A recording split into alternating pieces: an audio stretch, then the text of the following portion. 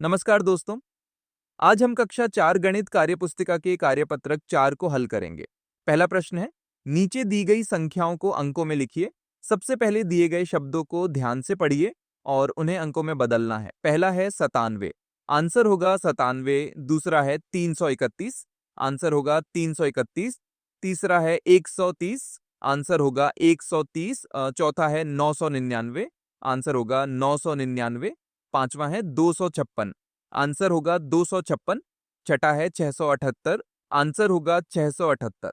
सातवां है 904, आंसर होगा 904। आठवां है 800, आंसर होगा 800।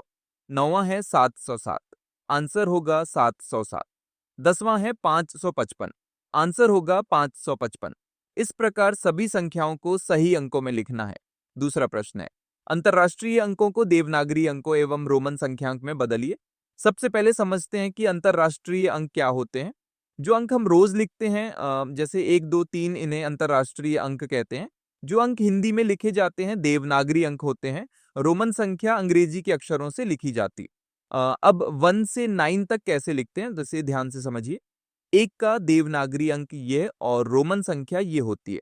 2 का देवनागरी अंक ये और रोमन संख्या ये होती है। 3 का देवनागरी अंक ये और रोमन संख्या ये होती है। 4 का देवनागरी अंक ये और रोमन संख्या ये होती है। 5 का देवनागरी अंक ये और रोमन संख्या ये होती है।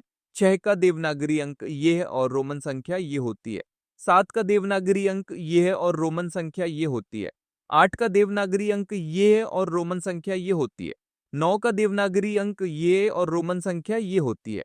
अब इसी प्रकार तालिका में दिए गए अंकों को देवनागरी और रोमन में बदलना है। इस प्रकार तालिका को पूरा करना है। तीसरा प्रश्न है, निम्नलिखित संख्याओं के ठीक पहले एवं ठीक बाद में आने वाली संख्याएं लिखिए। पहला है 39, 40, 41। ये पहले से ही सही क्रम में है। दूसरा है 79 के पहले और बाद की संख्या, आंसर होगा 78, 79, 80। तीसरा है 125 के पहले और बाद की संख्या, आंसर होगा 124, 125, 126।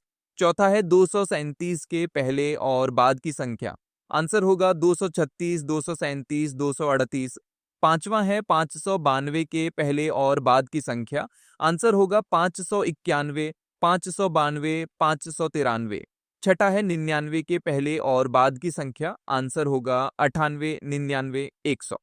सातवां है 909 के पहले और बाद की संख्या, आंसर होगा 908, 909, 910। इस प्रकार सभी संख्याओं के पहले और बाद की संख्या लिखनी है। हमने कार्यपत्रक पूरा कर लिया है। पढ़ते रहिए, सीखते रहिए। धन्यवाद।